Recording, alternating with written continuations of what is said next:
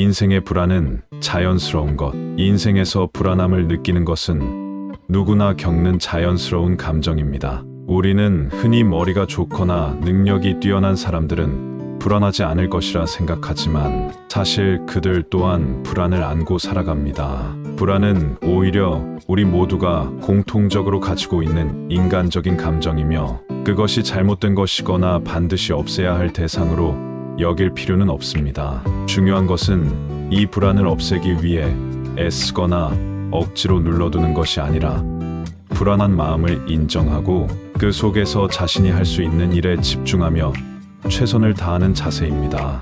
인생은 애초에 계획한 대로만 흘러가지 않습니다. 많은 사람들은 20대 초반, 중반, 후반에 어떤 모습이어야 한다는 계획을 세우고 그 길로만 가려고 하지만 현실은 뜻대로 되지 않는 경우가 훨씬 많습니다.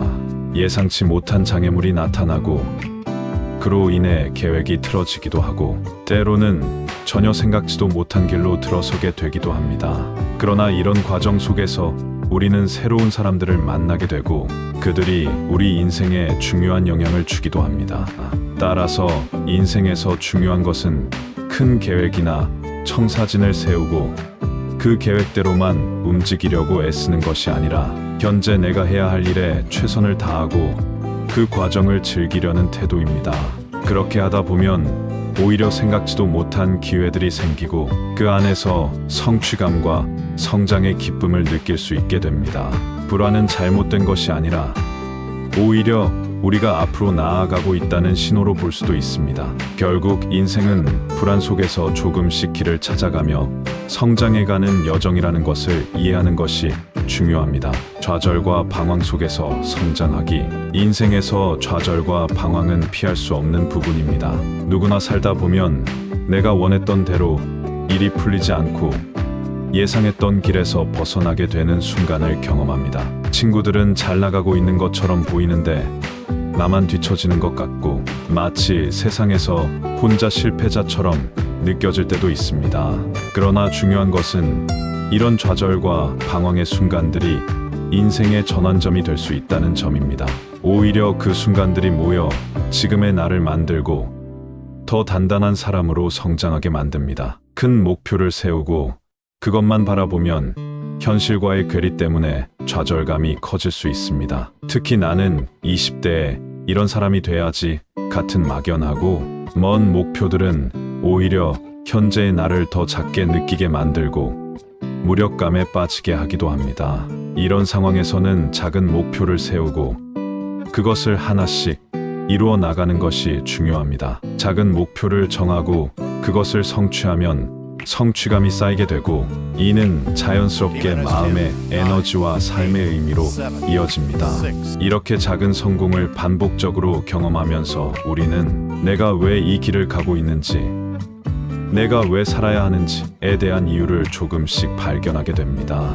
결국 인생은 계획대로 흘러가는 완벽한 여정이 아니라 크고 작은 실패와 방황을 통해 자신만의 길을 찾아가는 과정입니다. 좌절했을 때 자신을 질책하기보다는 이 순간도 내 인생의 일부다라고 받아들이고 작은 목표들을 향해 한 발짝씩 걸어가는 것이 중요합니다.